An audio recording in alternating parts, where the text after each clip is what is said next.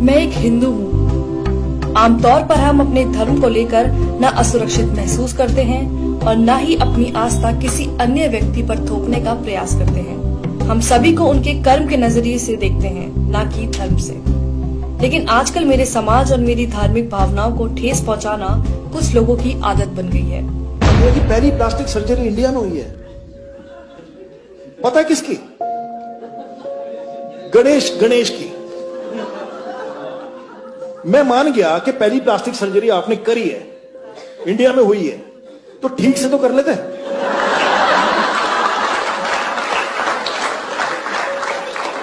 इसको देख के तो यही लगता है कि गांजा फूक के नहीं करना चाहिए सर। क्या ये इन्हें किसी तरह से ज्यादा बुद्धिजीवी बनाता है? आपको ऐसे बहुत से वीडियो मिल जाएंगे जिसमें कॉमेडी के नाम पर लगातार हिंदू धर्म और हिंदू देवी देवताओं का मजाक उड़ाया जाता है। Indian women just celebrated Karwa Chauth, or as I like to call it, Karwa.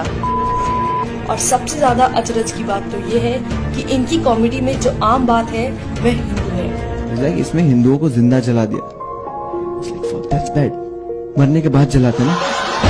ये लोग मेरी धार्मिक भावनाओं को ठेस पहुंचाते हैं और लोगों को मेरे ही धर्म के बारे में झूठी बातें बताकर मेरे ही भगवान को नीचा दिखाते हैं और उम्मीद करते हैं कि मैं इनकी घटियापन पर हंसूं। गणपति बाप्पा मोरिया, शीला की जवानी, गणपति बाप्पा मोरिया, मुंडी है हरामी। At one point we just start banging our nipples for some reason. मेरा भगवान आया 1.5 दिन के लिए, मेरा भगवान आया 3 दिन के लिए, बाजू वाले का 5 दिन के लिए, बाहर के मंडली का 7 दिन के लिए। दुखता नहीं है क्या यार इन लोगों को? पहले मुझे लगता था कि ये लोग मोदी सरकार के खिलाफ हैं और उनका विरोध कर रहे हैं, लेकिन अब मेरे साथ साथ बहुत से लोगों को ये पता चल चुका है कि ये लोग सरकार के साथ साथ मेरे धर्म को भी नीचा दिखाने की मंशा रखते हैं।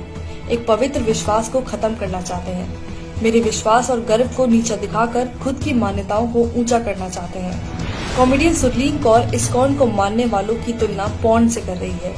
आप सबको मैं बता दूं, बेशक हम सब इस्कॉन वाले हैं, पर अंदर से सब हरामी पॉर्न वाले हैं। सुरलीन इस वीडियो में ऋषि मुनियों को अपमानित करने का कोई मौका नहीं छोड़ती है, उन्हें वासना से भरा हुआ बताती है। सबसे ध्यान लगा के जो चीज की जाती है वो है मेडिटेशन। मैं नहीं मानती, क्योंकि जितनी ध्यान लगा के हम फोन देखते हैं शायद कोई दूसरा काम करते होंगे। सुरलीन कहती हैं कि संस्कृत का इस्तेमाल करके ऋषि मुनियों ने अपने बड़े बड़े कांड छुपाए हैं। धन्य हो हमारे ऋषि मुनि जिन्होंने थोड़ी सी संस्कृत यूज करके अपने बड़े बड़े कांड छुपाए हैं। कामा ये सब सुनना किसी मानसिक उत्पीड़न से कम नहीं है। कॉमेडियन मुनव्वर फारूकी खुलेआम मंच से भगवान राम और माता सीता के लिए अभद्र भाषा का इस्तेमाल कर रहा है। लाइक अगर भगवान को रिस्पॉन्स करें, वो गाना कैसा है ना, लाइक मेरा पिया अगर है और राम जी डोंट गिव। मेरा पिया घर है, राम जी लाइक मैं 14 साल से खुद घर नहीं गया। एंड अगर सीता ने सुन लिया तो वो तो डाउट करेगी। और सामने बैठे दर्शक बेशर्मों की तरह अपने ही भगवान पर हो रही अभद्रता पर हंस रहे हैं। इनके लिए कितना आसान है हिंदू देवी देवताओं का मजाक उड़ाना, लेकिन जब बात किसी और धर्म की आती है तो इनकी जुबान पर ताला लग जाता है। मुझे समझ नहीं आता कि इन लोगों को हिंदुत्व और मोदी सरकार एक दूसरे के पर्याय क्यों लगते हैं और राजनीतिक पार्टी का मजाक उड़ाने की आड़ में मेरे धर्म का मजाक क्यों बनाते हैं। मैंने तो नहीं देखा कि मेरे धर्म ने दुनिया में किसी को कभी भी हानि पहुंचाई हो। मेरा एक ऐसे परिवार में जन्म हुआ है जहां मेरी माँ आस्तिक है और रामायण पढ़ती है। हम गीता का पाठ करते हैं। हम छोटा गणेश और महाभारत देखकर बड़े हुए हैं। ये मेरी खूबसूरत यादें हैं जो बहुतों के साथ मैंने साझा की है।